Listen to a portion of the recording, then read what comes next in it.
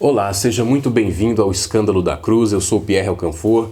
Hoje nós vamos abordar o capítulo 3, que eu acredito que será um capítulo um pouco mais tranquilo de ser compreendido, porque os temas mais complexos já foram abordados em outros vídeos. Então acredito que a gente vai conseguir fazer todo o capítulo 3 hoje e vai ser um prazer fazer essa jornada com você. Seja muito bem-vindo.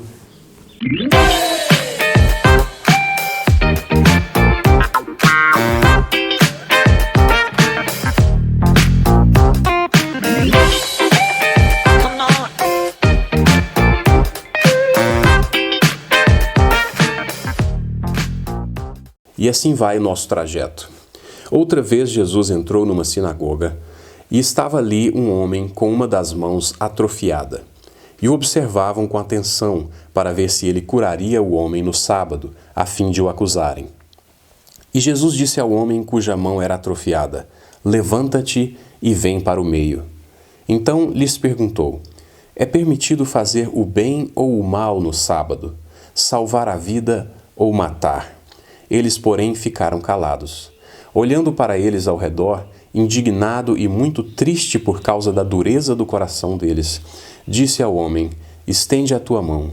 Ele a estendeu e ela lhe foi restaurada. No comentário organizado pelo Dr. D.A. Carson, nós somos informados de que os rabinos tinham uma tradição em relação a essa situação de cura no sábado, em que a cura só era permitida em caso de vida ou morte, o que não era o caso aqui. E Jesus faz uma pergunta um pouco estranha, que é: o que é permitido, fazer o bem ou fazer o mal? Para a gente que está ouvindo, parece uma pergunta descontextualizada, porque a questão seria obedecer ou não uma lei do sábado, conforme os rabinos entendiam, e aqui Jesus entra com fazer o bem ou fazer o mal. E é interessante quando a gente lembra que Jesus disse que o amor a Deus acima de todas as coisas e o amor ao próximo como a si mesmo resumia toda a lei, Esse amor era a essência da lei. E aqui nós vemos a lei bem desconectada dessa questão do amor, da questão do serviço, da compaixão. É uma lei fria e a observância dela por si só é o que dá status àquele que a obedece. E entra nessa pergunta de Jesus uma verdade incômoda, que é a seguinte: não fazer o bem, podendo fazê-lo, é fazer o mal. E essa é uma das pouquíssimas vezes, uma das raras vezes, em que Marcos registra esse sentimento em Jesus. Aqui diz que Jesus ficou indignado, de que Jesus ficou entristecido. E é importante então pararmos para observar o que foi que causou essa indignação, o que foi que provocou essa profunda tristeza no coração de Jesus, já que isso é um dos raros momentos aqui no Evangelho de Marcos. E aqui fica claro que é a dureza do coração dessas pessoas. Essas pessoas desenvolveram uma tradição sem Deus. Essas pessoas deixaram que a tradição secasse o coração deles. E isso é um perigo que corremos ainda hoje, Um perigo de que a religião se torne algo seco, que se torne um conjunto de regras vazias, que de forma alguma aponta para o amor, para a compaixão e para o serviço. Porque aquele que tem Deus no seu coração, naturalmente ele vai sendo inclinado para o amor e para o serviço. E infelizmente a gente vê muitos religiosos, em todas as religiões, A gente vê pessoas que se contentam em seguir regras, não toque isso, não coma aquilo, respeite dia tal, e ela se contenta com esse conjuntinho de regras, mas o seu coração está seco. Essas pessoas não têm compaixão, essas pessoas não têm amor a Deus e essas pessoas não têm amor pelo próximo. Então é isso que entristeceu o coração de Jesus, uma tradição que foi capaz de secar o coração. Normalmente, quando a gente se depara com uma pessoa assim, o prazer dela está em punir, ou apontar, ou criticar, ou julgar as pessoas que não seguem as regras como elas seguem, Então se torna uma religião muito doentia, e isso acontece em toda e qualquer religião, em toda e qualquer doutrina. Nós temos essas pessoas que são os fariseus atuais, O verso 6 diz assim: "Mas assim que saíram dali, os fariseus conspiraram com os herodianos contra ele, a fim de o matar." Nós já falamos sobre os fariseus, então eu não vou retomar isso aqui. Mas o Herodiano é um personagem novo para nós, então vamos trabalhar um pouquinho essa questão. Os herodianos eram aqueles judeus que apoiavam a dinastia herodiana, a dinastia dos Herodes, né? Nessa época, quem reinava ali na Galileia era Herodes Antipas. Herodes Antipas foi quem mandou decapitar João Batista. Herodes Antipas era o filho de Herodes o Grande, e Herodes o Grande foi aquele que mandou matar as crianças em Belém. O nosso evangelho não trata disso, mas outros evangelhos vão trabalhar essa questão. Esses judeus, então, apoiavam a dinastia herodiana, que era o braço do poder romano ali na Galileia. Era um rei cliente, né? Então ele estava a serviço do Império Romano. Os fariseus e os herodianos eram inimigos mortais, porque os fariseus eram totalmente contra a infiltração de elementos culturais, elementos políticos, religiosos estrangeiros, né? Já os herodianos eram o braço desse poder estrangeiro, desse poder romano ali. Então eram inimigos mortais. Mas Jesus se tornou um inimigo maior. E agora eles se unem para conspirar, para tentar matar Jesus. Então essa passagem mostra que se não acreditarmos em Jesus, de uma forma ou de outra, vamos ter de crucificá-lo. No verso 7 lemos: Jesus, porém, retirou-se com seus discípulos para a beira-mar, e uma grande multidão vinda da Galiléia o seguiu. Tendo ouvido falar de tudo quanto ele fazia, foram até ele grandes multidões procedentes da Judéia, de Jerusalém, da Idumeia e do outro lado do Jordão, e das regiões ao redor de Tiro e Sidom. E ele disse a seus discípulos que lhe preparassem um barquinho, por causa da multidão, para que não o comprimissem. Pois já havia curado muitos, de modo que todos quantos tinham alguma doença empurravam-se na direção dele para tocá-lo. Bom, essa é uma passagem, um trecho relativamente tranquilo, então eu vou aproveitar para mais uma vez mostrar a você o mapa da Palestina para que você vá se familiarizando, né, com essas cidades, com essas regiões, e então toda essa história, todo esse relato seja visualmente mais compreensível para você. Então eu procurei uma imagem que contivesse todas essas cidades.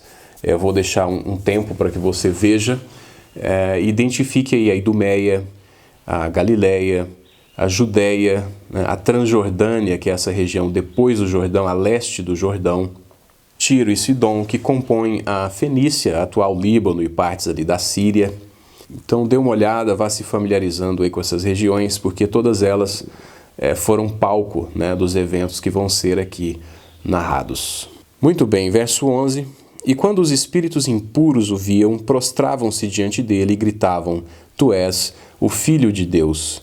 Mas ele os repreendia com severidade, para que não divulgassem quem ele era. Sobre a expressão Filho de Deus também já trabalhamos bastante, vimos essa voz do céu, a voz de Deus Pai, dizendo que Cristo era o Filho amado. Nós vemos aqui os demônios declarando que Jesus é o Filho de Deus. Nós temos também o próprio Cristo dizendo que era o Filho de Deus quando ele estava sendo acusado no Sinédrio. Então essa é uma expressão que vai sendo afirmada aqui no Evangelho de Marcos, de tal forma que a gente possa ter certeza de que Jesus é o Filho de Deus, né? É uma mensagem que vai sendo reiterada, vai sendo repetida ao longo do Evangelho de Marcos. Então, da boca de Deus Pai, dos demônios, do próprio Cristo. Mas já tratamos isso, então não convém retomar. Na sequência também vemos Jesus proibindo que se divulgasse quem ele era. Vemos também, já podemos ver também em outras passagens, Jesus proibindo que se divulgasse a cura, e tratamos dos motivos dessa proibição. Então, vamos seguir. Depois Jesus subiu a um monte e chamou os que ele mesmo quis, e estes foram até ele. Então designou 12 para que estivessem com ele e os enviasse a pregar, e para que tivessem autoridade para expulsar demônios. Estes são os 12 que ele designou: Simão, a quem deu o nome de Pedro, Tiago, filho de Zebedeu, e seu irmão João, aos quais deu o nome de Boanerges, que significa filhos do trovão, André, Filipe, Bartolomeu, Mateus, Tomé, Tiago, filho de Alfeu, Tadeu, Simão, o cananeu, e Judas Iscariotes, que o traiu. E Lucas, no capítulo 6, nós vemos que Jesus subiu ao monte para orar antes de tomar essa decisão, antes de escolher os 12 apóstolos. E aqui eu queria apenas fazer uma reflexão com você, algo que me veio à mente. Você tem Jesus, que para praticamente todas as religiões seria no mínimo um espírito evoluído ou um mestre, né? E você tem essa pessoa numa missão extremamente importante. A missão de Cristo aqui para a Bíblia era tomar sobre si os nossos pecados, como já trabalhamos. A missão de Jesus envolvia a cruz. A cruz era o centro da missão de Jesus, não era ensinar uma boa moral, não era se tornar um exemplo, embora tudo isso acontecesse, já falamos sobre isso, mas era a cruz. A cruz não é um acaso, a cruz não é só uma consequência do que ele disse, as pessoas não entenderam e acabaram matando. A cruz é o centro da missão de Jesus. Mas vamos supor que você tenha uma outra compreensão, uma compreensão não bíblica de uma outra doutrina que diz que Jesus veio realizar algo, sei lá, ser um exemplo, ensinar como viver, coisas do tipo. Ainda assim, vamos considerar a sua visão por um tempo aqui. Esse homem vem com uma missão e ele então escolhe 12 pessoas.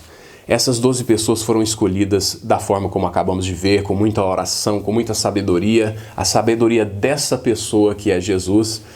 Mas o fato é que esse grande espírito, ou Deus, vamos trabalhar com as duas opções por enquanto, ele escolhe 12 pessoas com muito cuidado.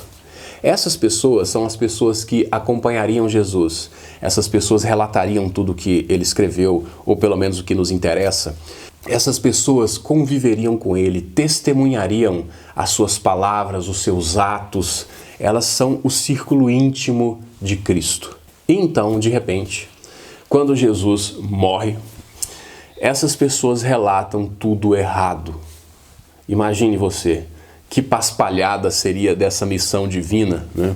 Então, para muitas pessoas, tudo que estamos lendo aqui é fruto da ignorância desses discípulos que ainda não haviam compreendido a verdade total. Então, são pessoas que, na sua limitação, não conseguiram compreender a missão do Mestre. Então, no mínimo, eu vejo esse relato como uma grande paspalhada, né, dessa missão divina, que uma pessoa desse porte vem à Terra com uma missão, escolhe 12 pessoas que vão relatar tudo errado. Ou ainda, depois de tudo isso, e eles tendo relatado certo numa outra opção, eles relatam tudo certo, mas depois tudo isso é deturpado por homens. E hoje o que nós estamos lendo não tem nada a ver com o que Jesus falou, não tem nada a ver com o que Jesus fez.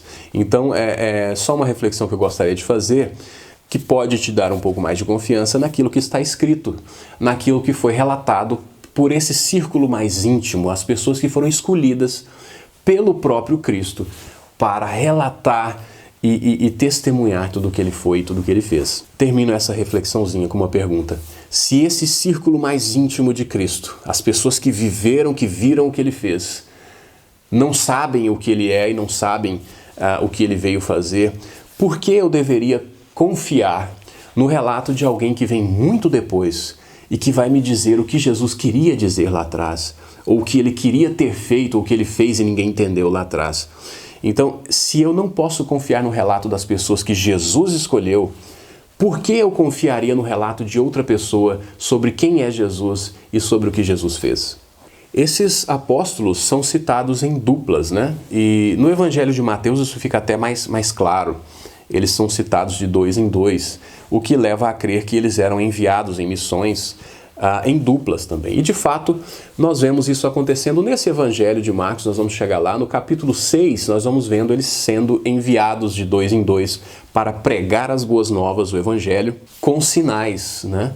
Esses sinais, principalmente a cura de enfermos e a expulsão de demônios. Isso testificaria, né? Esses sinais testificam que essas pessoas estão revestidas de autoridade divina para fazerem aquilo que elas vieram fazer. Uma forma de atestar que eles iam na autoridade de Cristo, na autoridade de Deus. E embora a gente tenha feito a reflexão sobre os discípulos como sendo as pessoas escolhidas por Jesus, nós temos toda a clareza, a Bíblia deixa muito claro que essas pessoas não tinham nada de especial, elas não foram escolhidas porque estavam num nível acima do nosso, nós já falamos sobre isso.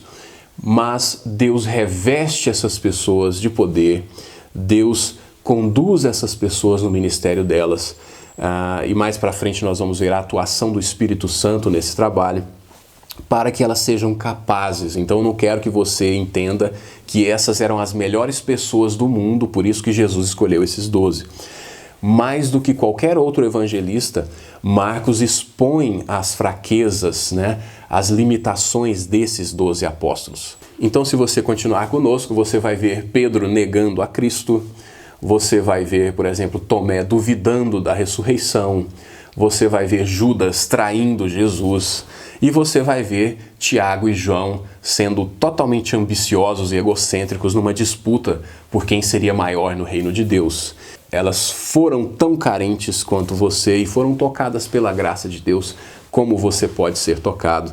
Então, não confunda as coisas. Embora essas pessoas sejam totalmente falhas, assim como nós, exatamente como nós, elas foram revestidas de poder, elas foram tocadas pela graça e foram capacitadas a realizar o que elas tinham para realizar. Essa realidade, ela só nos leva a glorificar a Deus, que pode usar pessoas falhas, pessoas incompletas, pessoas totalmente deficientes como nós, para realizar missões tão nobres. E tudo isso vai depender do grau em que estamos envolvidos, entregues e dependentes de Deus em nossa vida. Vamos seguindo. Verso 20. Depois ele entrou numa casa e novamente aglomerou-se uma multidão, de modo que não podiam nem mesmo comer.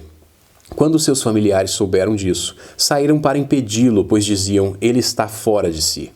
E os escribas que tinham descido de Jerusalém diziam, ele está possuído por Beelzebu, é pelo chefe dos demônios que expulsa os demônios. Então aqui nós temos dois grupos. Os familiares de Jesus dizendo que ele está louco. E os fariseus dizendo que todas as obras que ele realiza por uma aliança que ele fez com Beelzebu. Não sei se você se lembra, mas a gente falou das opções reduzidas que temos em relação ao que Jesus falou e fez, Se levarmos a sério o que Jesus está dizendo, nós vamos ter que entrar em um desses grupos, Jesus é um louco, Jesus é um demônio, ou Jesus é de fato quem ele diz ser. Beelzebu é uma figura que vai aparecer aí no segundo livro de Reis, lá no capítulo 1, verso 3, se você quiser dar uma olhada lá, fique à vontade. Lá aparece a figura de Baal-zebu. E esse era um deus adorado nas cidades ali da Filístia, que hoje seria aproximadamente a faixa de Gaza. Então naquela região toda existia esse deus Baal-zebu. Esse deus também era adorado por alguns cananeus, alguns que habitavam a região ali da Palestina antes dos judeus chegarem, Então era um deus bastante conhecido na região. E o significado desse nome é o Senhor das Moscas. Aqui Beelzebu está sendo identificado com Satanás. Nós vamos ver nos próximos versos. Verso 23. Então Jesus os chamou e lhes disse por parábolas, como pode Satanás expulsar Satanás? Se um reino estiver dividido contra si mesmo, tal reino não poderá subsistir. Se uma casa estiver dividida contra si mesma, tal casa não poderá subsistir. E se Satanás se opõe a si mesmo, está dividido, não poderá subsistir, mas chegou o seu fim. Pois ninguém pode entrar na casa do valente e roubar-lhe os bens sem que primeiro o amarre. Então lhe saqueará a casa. Em verdade vos digo, todos os pecados serão perdoados aos filhos dos homens, bem como todas as blasfêmias que proferirem. Mas quem blasfemar contra o Espírito Santo nunca mais terá perdão, mas será culpado de pecado eterno. Pois diziam, ele está possuído por um espírito impuro. Acredito que a parábola tenha ficado bem tranquila para você. É uma parábola bem simples, bem direta. Jesus apenas chama a atenção dessas pessoas para o absurdo do que elas estão dizendo. Jesus não está realizando esses sinais de curas e expulsão de demônios por uma aliança com demônios, mas em razão da supremacia, da sua supremacia em relação aos demônios. Então, quando o reino de Deus começa a se infiltrar no mundo, ele vai produzindo sinais de supremacia, de superioridade em relação às forças do mal. Então, não é por aliança, mas por supremacia que esses sinais são realizados. Então, alguém mais poderoso do que esse valente que entra na casa, amarra essa pessoa, então consegue saquear a casa porque o valente está amarrado. Então, aqui a questão é óbvia de que o poder de Deus está se manifestando na terra. Jesus, a imagem exata de Deus, se expressando na terra, o reino de Deus se infiltrando aqui na terra e produzindo sinais. Vamos tratar então da questão mais difícil desse capítulo. Já estamos chegando ao final do capítulo 3. Essa questão do pecado, da blasfêmia contra o Espírito Santo, que é um pecado imperdoável. Isso tem afligido muitas pessoas, principalmente cristãos, né? A pessoa fica assim, será que eu já cometi esse pecado? Será que eu nunca mais vou ser perdoado? Então isso tem levado pessoas à beira da loucura, né? Pessoas que começam a se questionar se não se enquadram no exemplo dado aqui. Então vamos tratar com cuidado dessa questão. O que o texto aqui deixa claro é que essas pessoas estavam num nível de obstinação extremo. A palavra porque diziam em seu coração, o diziam, expressa aqui uma ação continuada. Então você está diante de pessoas que testemunharam as palavras de Jesus, que estavam diante dos sinais de Jesus, e mesmo diante de tudo isso elas diziam não. Elas fechavam seu coração, quanto mais evidências, quanto mais a presença de Deus se manifestava, mais elas fechavam o seu coração. Então nós estamos diante de pessoas obstinadas, pessoas decididas a minar o Evangelho de Cristo, tendo todos os indícios, todo o privilégio da revelação que se desenrola diante deles, mas ainda assim fechavam o seu coração. E mais do que isso, nós vimos que os próprios demônios clamavam que Cristo era o Filho de Deus. E aqui você tem os fariseus clamando que ele é o filho do diabo. Então você vê uma obstinação extrema de pessoas que têm condição de tomar uma decisão baseada na revelação que está se desenrolando diante deles. Então esse passo adicional de, além de se fechar totalmente a despeito de qualquer revelação que venha, e ainda assim dizer que as obras que estão sendo realizadas por Deus são na verdade obras realizadas pelo diabo. Então quando a pessoa vai tão longe assim, quando a pessoa chega a esse extremo de obstinação, ela então foi longe demais. O coração dessas pessoas está blindado. Então a gente tem a impressão, e de fato a gente tem exemplos disso na Bíblia, de que quanto mais Deus se aproxima, mais a pessoa se fecha. Nós temos esse exemplo em Faraó, né? Lá no livro de Êxodo. Então, quanto mais Deus pedia, quanto mais os sinais eram sendo realizados por Moisés, mais Faraó fechava o seu coração. Aqui você tem pessoas parecidas com Faraó, né? Pessoas que quanto mais Deus se aproxima, mais ela fecha o seu coração. Então, essa atitude, ela realmente encerra a questão. Mas fique tranquilo, porque se você está preocupado com o fato de você ter cometido esse pecado, significa, como muitos teólogos têm dito, que você não cometeu esse pecado. Porque a pessoa que cometeu esse pecado, ela não se preocupa, ela está fechada, ela tem prazer na sua obstinação. Então não se preocupe que esse não é o seu caso. Vamos terminar o vídeo. Então a mãe e os irmãos de Jesus chegaram e ficaram do lado de fora da casa e mandaram chamá-lo. Havia muita gente sentada ao redor dele e disseram-lhe: tua mãe e teus irmãos estão lá fora e te procuram. Jesus lhes respondeu: quem é minha mãe? E quem são meus irmãos?